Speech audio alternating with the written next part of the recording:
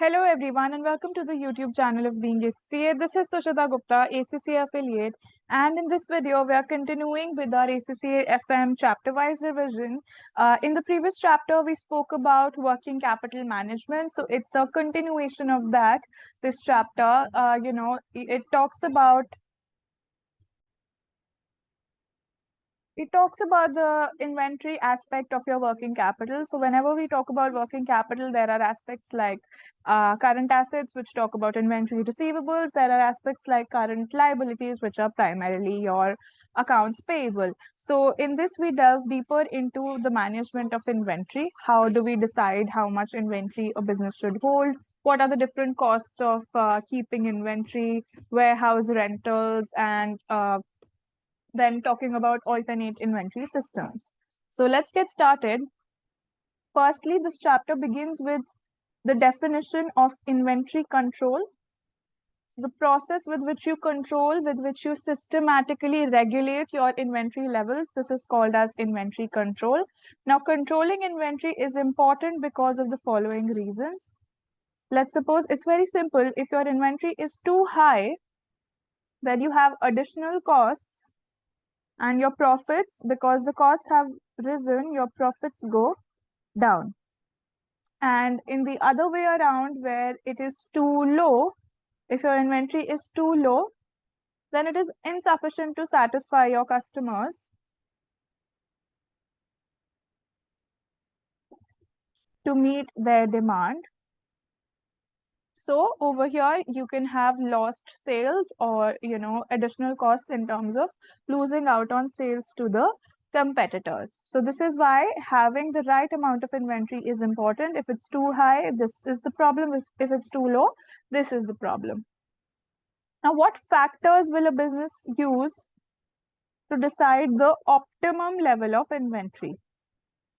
Optimum meaning which is the best suited for this specific business that they are doing. So to decide the optimal level of inventory, they will consider the following factors.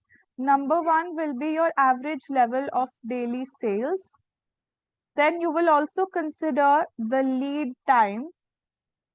Lead time basically means the time that it takes when you have placed the order for your supplier to actually send it to you. So this is the lead time. Another factor over here is going to be the reliability of suppliers. If your suppliers are reliable, they will, you will not have to hold a lot of inventory because you can rely on them. Whenever you want it, they will send it to you.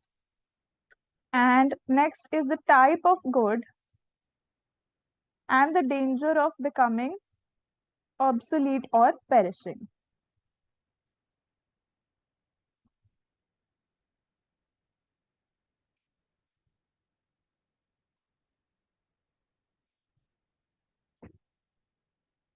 So if at all I deal in goods that can perish, talk about perishables like bread, milk, all of these products people consume fresh. So I will not store a lot of them because I want to keep fresh stock with me.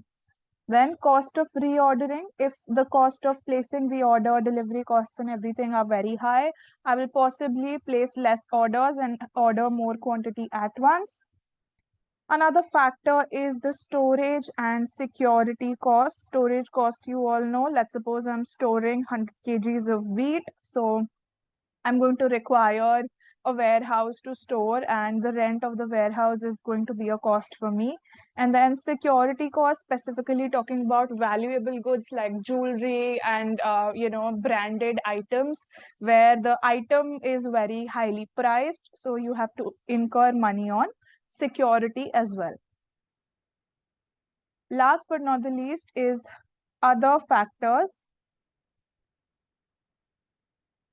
like rumors of shortage. So let's suppose whatever you are dealing in, there's a rumor that in the coming time it is going to become shortage. There's going to be a shortage of this product. So then also you will order more so that you can suffice for the time when there's going to be a shortage. Now let's talk about the reasons for holding inventory. Why does a business actually hold inventory?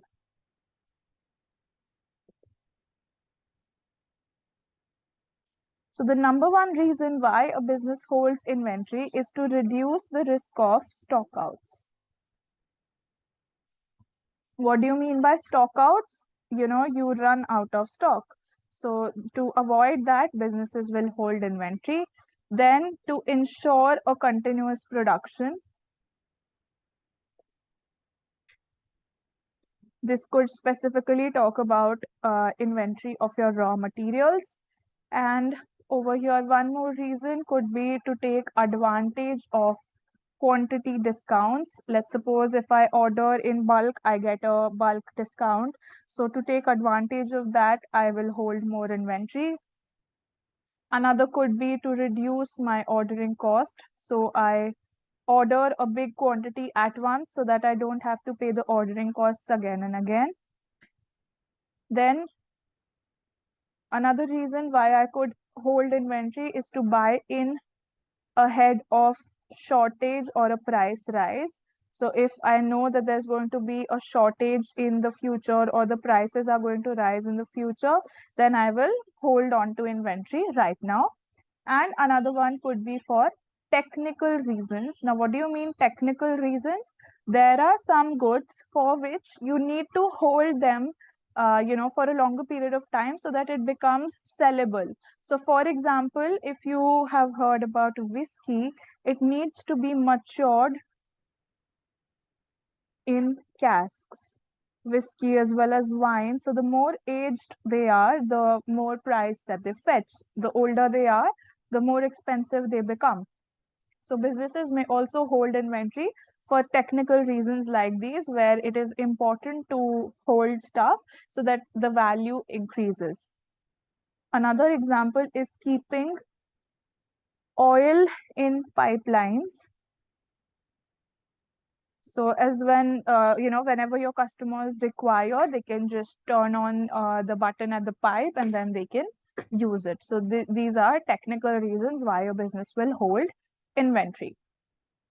Now that we have uh, done a few discussion about what are the inventory, reasons for holding inventory, what factors decide inventory, let's see what are the costs associated with inventory. So if I am holding inventory, if I am ordering inventory, what all are the costs that I incur? So the number one is the holding cost. Holding cost, in this also there are a few costs within this. So the cost of capital tied up, that means whatever money I'm spending to take up this inventory, my money is getting blocked. So my cost of capital which gets tied up with inventory. Then insurance, I may have to take an insurance for the inventory that I'm holding in case of fire, in case of, that the inventory, perishes, I can have an insurance. Then another one is deterioration, obsolescence, or theft. And last but not the least is warehousing. So if I'm storing my inventory in a warehouse, I will have to pay the rent for using that warehouse. And another one over here is your stores administration. So all of the people who will be doing the administration of your warehouse, of your storage, you'll have to pay their salaries. So this is all about the holding costs. Now let's talk about the second category, which is the reorder cost. So over here you have transport cost. Whenever you're placing an order, there will be shipping or delivery charges. And then there can be clerical and administrative expenses. So these are a few reorder costs. Another one over here being batch setup costs for goods prepared or produced internally. So these are a few reorder costs. All right, so these are your reorder costs. Now let's talk about the last category that we have. This is called as a shortage cost. So what will be the costs if there is a shortage of inventory? Number one, there can be production stoppages if your raw material is short. So production stoppages caused by lack of raw material. So if your raw material is in a short quantity, then your production can be stopped. Then there can be stock out costs for finished goods. This means lost sales, any sales which you could have, but because you did not have the inventory lying with you, the customer went ahead to another competitor of yours and you had lost the sales. Another cost over here being the emergency reorder costs. Emergency reorder costs, let's suppose I had to prepare an order urgently. I did not have any inventory lying with me. So because I wanted it quickly, I had to pay some extra money because it was an emergency order. Hence, these are also included under shortage costs. And the last category is your systems costs. Now, this is the cost that you pay for people and computers. Any money that you spend on the people, that means the staff who runs the inventory function, and the computers that they use, this will be called the systems cost. Now, how does a business find out what is the optimum inventory that they should be holding? So how does a business identify that? There is a model which helps you with that. This is called as the EOQ model. So this EOQ model gives you the optimal order quantity, which minimizes your total costs relevant to ordering and holding. So it gives you the optimal quantity, optimal order quantity, and it minimizes ordering and holding costs. So it gives you a formula through which you can calculate the inventory to order. So X being the inventory that you order, 2 multiplied by cost of ordering multiplied by demand divided by CH. So let's understand what these variables are. Cost here is the cost of placing one order. So cost of ordering. D over here is your annual demand, the number of units that are demanded in a year. And then CH over here is cost of holding, or you can say annual cost of holding per unit. So how much does it cost you to hold one unit for one entire year is what CH is. Now with every model comes its assumptions. Number one assumption that you have is the purchase price is assumed to be constant. Purchase price per unit is constant. Then you have a constant demand.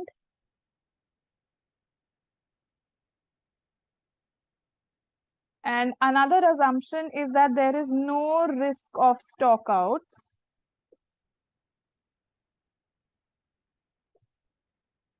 And then last but not the least is that your holding costs depend on average level of inventory.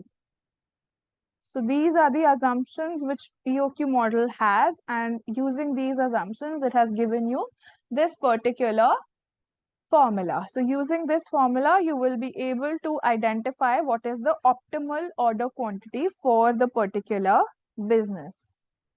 So now let us talk about one factor, which is the warehouse rental. So like we discussed in the holding cost, there will be some rent that we will be paying for the warehouse. So if at all you have a large warehouse which is rented for the long term, it needs to be large enough so that you can hold the maximum level of inventory rather than the average. So if at all it comes up in a numerical, this is dealt with in the EOQ formula by doubling the floor space required for each unit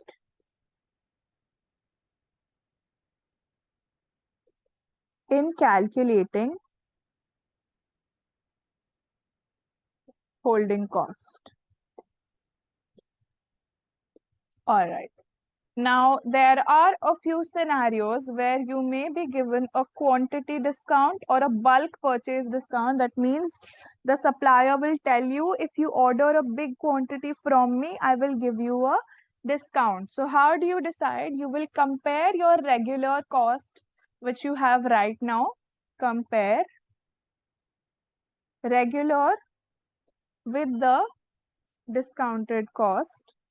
Over here, you will draw a comparison between three things. Both the sides you will take holding, ordering, as well as purchase costs. So both the sides you will calculate this, compare whichever one is less, you will go ahead with that one. Then there is one formula, one terminology which you should be familiar with. This is the reorder level. What is the reorder level? It is the level at which your inventory falls before you place an order. Let's suppose you have a reorder level of 50 units. Right now your inventory is 100. Tomorrow it falls down to 50. So when it has fallen down to 50, then you will place the new order. This is what you mean by reorder level. So if you have a constant demand, the formula is pretty easy. You can calculate the reorder level using this formula, lead time in terms of days multiplied by the demand per day. Whatever is your per day demand, you multiply that by the lead time in terms of days and you will have your answer. Then if you, if there's any safety stock or buffer stock which the business is holding, then how will you calculate it? You will take the safety stock and add lead time multiplied by sales per week or per day, whatever you're calculating in terms of, right? So this is how you will calculate the reorder level when you have a constant demand. Now, when it comes to a scenario where your demand is unpredictable, you have an uncertain demand, how will you work out the reorder level here? So a buffer or safety level of inventory will then be needed so that you're able to reduce the risk of a stock out. What's the method over here? You have to follow these steps. First, you calculate the expected demand in lead time. So expected lead time demand will be equal to sigma of xi, pxi. Xi is your level of demand and pxi is the probability of demand. So once you know your expected demand in the lead time, then you take each level of demand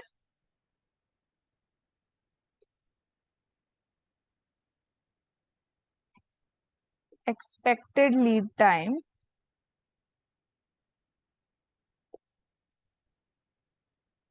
as a possible reorder level, and then you calculate the expected annual stock out costs. So for each possible reorder level, you calculate the expected annual buffer holding cost.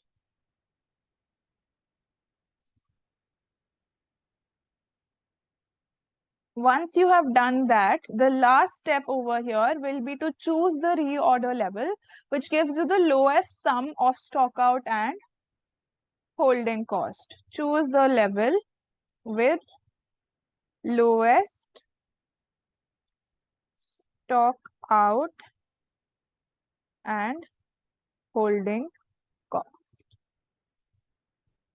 All right, now that we are done with reorder level as well, we are heading towards the very last concept in this chapter, which tells you about an alternative system of inventory, which is known as just-in-time system.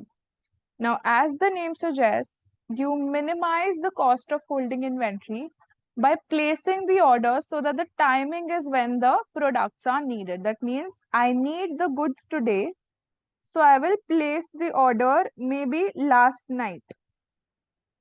So this is how I order the goods right when I actually need them, so that I have to minimize the cost of holding the inventory. So according to this method, you will hold minimal inventory of raw materials and negligible inventory of finished goods. All right, so this is how, because you're holding on to lesser things, your holding costs are reduced, are minimized. Now, what are the conditions in which a just-in-time system would be good to operate? Number one is if you have flexibility of both suppliers as well as your workforce. So that means whenever you're placing the orders with the suppliers, they are able to fulfill those orders quickly, and your workforce is ready to work extra hours whenever a bulk order has come up. Another condition is that the quality of raw material is guaranteed. If you're placing an urgent order with the supplier, you should ensure that the supplier does not give you poor quality of raw material. Then there should be a close working relationship with suppliers, and if possible, geographic proximity. That means if your suppliers are located closer to you in terms of geographic distance, it will be more better. Another condition where JIT will be suitable is if you have short production runs. That means it does not take a lot of time to manufacture the thing that you make. The production time is small. Then workforce must be willing to increase or decrease working hours according to the time for which they are needed. Sixth over here being that there should be total reliance on suppliers.